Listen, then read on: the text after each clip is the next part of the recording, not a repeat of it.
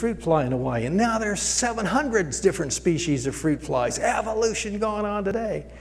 And he got some applause from the audience. I said, well, that's evolution?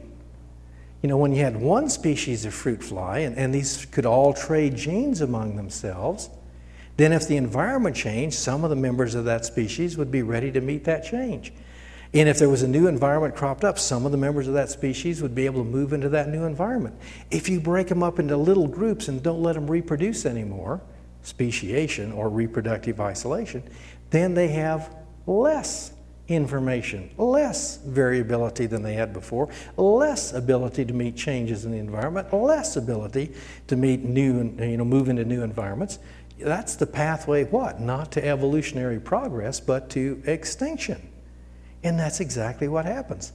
When plants and animals over-specialize, they don't get better, they go extinct. And exactly the opposite of evolution. So speciation in the sense of reproductive isolation, not new kinds, just varieties of kinds that already existed with less variety than the original. Next slide. And so that was what I was just saying there. Next slide. And the skin color example, same kind of idea. Next slide. And by the way, there is a benefit to this. As living things multiply and fill the earth, wow, we get to see a glimpse of what God built in to the first of each created kind. Now, sometimes I get in arguments, or not arguments, but differences with other Christians about this, but sometimes I'll say things like, Adam probably was not the fastest runner. He was probably not the highest jumper. He was probably not the best violin player. Adam was best. He was perfect for what? And Eve was perfect for what? To be the father and the mother of all the other people. And so some of Adam's children were taller, some were shorter. Some were faster, some were slower.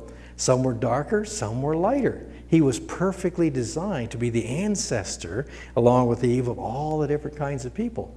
But every generation, and in fact, I first thought of this when somebody asked me in a talk, evolution is so downhill, mutations, natural, just dragging things down. Isn't there some good news? And I thought, well, there really is. We don't know that every generation we get some new combination. There may be some sitting here in this room right now. The greatest mathematical or musical genius might not yet have been expressed. It's still unfolding, that potential God built in ahead of time. Wow! And that's the good news of watching God's plan unfold before our very eyes. And notice, no struggle, no death, no Darwin's War of Nature, just unfolding the potential that was already there. Next slide. One fellow who really understands this very well is a cartoonist, BC. Do you get BC cartoons around here? Ah, good, yeah. And as you might have suspected, the author, Johnny Hart, is a Christian, a creationist. And here's one of my favorites. So BC's chiseling a poem here. Oftentimes I wonder what this world is all about. It can't be just a place for coming in and going out. It surely can't be just a place for terrorists and crooks and dirty, rotten scoundrels who sell pornographic books. Of course, that first line across there does sound kind of like the world that we live in, unfortunately, doesn't it? A fallen world ruined by man's sin. But notice in the bottom row, our world wasn't made for wallowing in sickness, death, and sin, or people who give drugs to kids or beat up on their kin. Our world wasn't made that way. It may be that way now, but it wasn't made that way. God made a perfect world. We ruined it. And then look at the next to the last panel there. Our world was once a perfect place, a gift of love, not war. Why do you think BC chiseled that line? Well, according to the Bible, blank is love. Fill in the blank. God is love. Okay, what did Darwin offer as a substitute for the love of God? The blank of nature. The war of nature. And so here he's just nailed it perfectly. Our world was once a perfect place, a gift of what? God's love, not Darwin's war. Darwin's war ruined God's perfect world.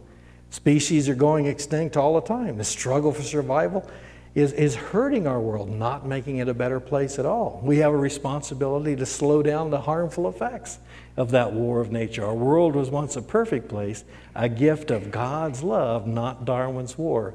And we still have the power in ourselves? No. And we still have the power through grace to make it like before. Okay, next slide. And I'll just put that up to, if you want to pick up a brochure about our museum and so on. But isn't that exciting? That God has given us a share in His Son's ministry of reconciliation. That we can help in our present time make it like before. Bring God's love and mercy and restoration until finally Christ comes again to establish that new heaven and new earth in which righteousness dwells forever and ever and ever. By the way, sometimes I say to people, you want to believe in millions of years? Yeah, I want to believe in millions of years. Not in the past, not full of struggle and death, not millions of years of struggle and death and disease and decline. How about millions of years in the future in perfect peace and harmony in a restored relationship with our risen Lord? Now that's something we're celebrating at Christmas. Holiday time, right? Okay, well, let me stop there and look at my watch and look to Pastor for direction here. But